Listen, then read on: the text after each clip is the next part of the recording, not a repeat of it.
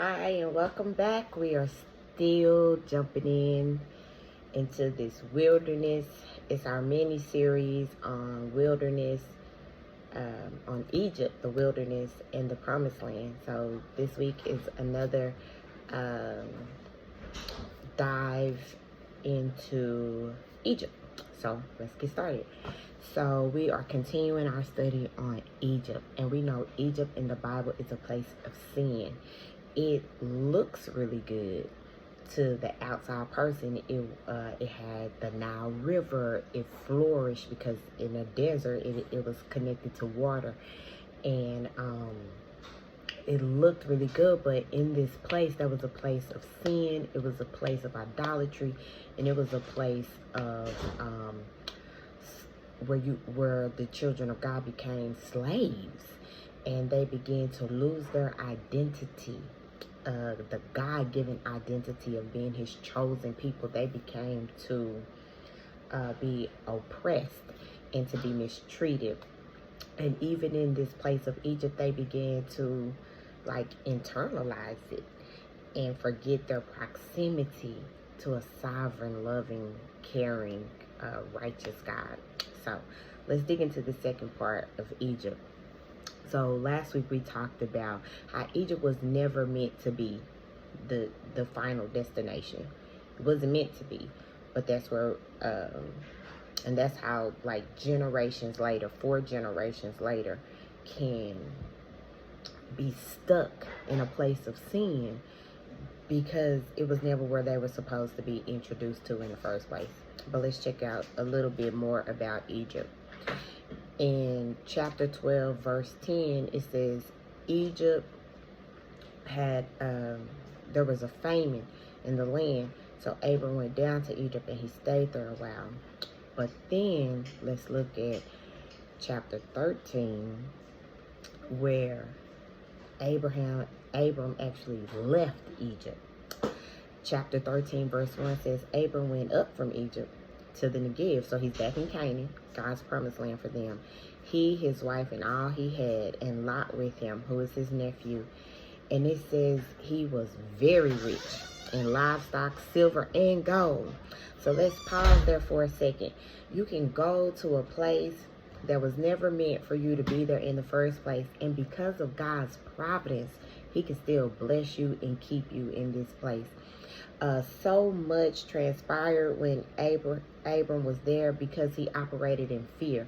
Pharaoh took his wife to be his own, and God caused plagues to come down on the Egyptians, not on Abram and his family, because we see they left rich. But when you operate in fear, God's providence got to work overtime, where he's weaving your choices and connecting them to his purpose and making them work out for your good. So we see that even though Abram went into Egypt because of fear and he operated out of fear, God still blessed him. And so he left there rich. And so I like this because there is scripture that tells us the wealth of the wicked is laid up for the righteous. And we see this come to play in chapter 13. So Egypt is not where you're supposed to be. It's a place of bondage. It's a place of sin. But God can use any location to bless you. He can use any people, person, thing, object. He can use it all to still bless you. And so that's what he did here in this land. And then it says, but they were traveling back, and his nephew had grown in wealth and riches and livestock, gold and silver too. And so look at some of the things that they brought back with them from Egypt. I tell people this all the time in the workplace. When you go to a job, you rubbing off on them, but they rubbing off on you. So when you go chasing a paycheck, you thinking you gonna come in and change a culture, baby, you better be careful that them people don't change you. And so look at how you can still be blessed, but bring back mess. Okay, let's jump into verse 5. Verse 6. But the land was unable to support them as long as they stayed together. For they had so many possessions that they could not stay together. And there was quarreling between the herdsmen and Abram's livestock and the herdsmen of Lot's livestock. They was fighting. They was going into it. You on my land. You sleeping in my tent. That's mine. This is mine. That, how do we separate it? And let me show you why that didn't start when they that wasn't the original relationship. That's what sin can do. You can look up and be married and be doing good together, like chilling together, enjoying together, just a robust relationship, and sin can get in. And you can still be being blessed. So you can think it's your blessing season, but sin done creeped in. And it is deteriorating the original intent and purposes of your relationship. Because let me tell you what God commanded Abram. He said, leave from your relatives and your father's land to a land that I will show you. So that was in chapter 12. But verse 4 said, Abram went as the Lord told him, and Lot went with him. That was his nephew. When God told him to leave, he took his nephew. He took his nephew. And they had always been together.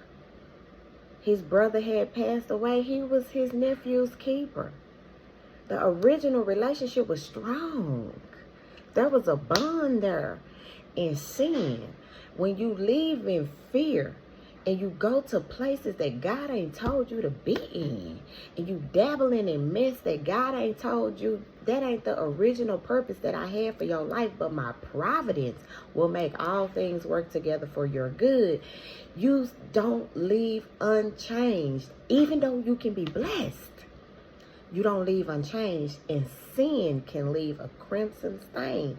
And we see that's what it did between their relationship. They started arguing, and they had to split up. Abram set out in faith together to a land that God was going to show him, because surely if I'm going to be a blessing to all nations, I'm going to be a blessing to my own household. Scripture tells us that a person that don't take care of his own household is worse than an unbeliever. So Abram was modeling this first to my house, then to the world, to whoever you let me bless, God. But Egypt, that stay in Egypt, they did not leave unchanged. Even though they were blessed, you look at a separation in relationship. So let's check ourselves, and then let's stop saying everything is the devil. Some of this is us. Abram wanted to go to Egypt because he didn't want to be in a drought. Sometimes we don't want to be in a hard place. We want the easy route. But easy don't equate to good. It don't equate to what God has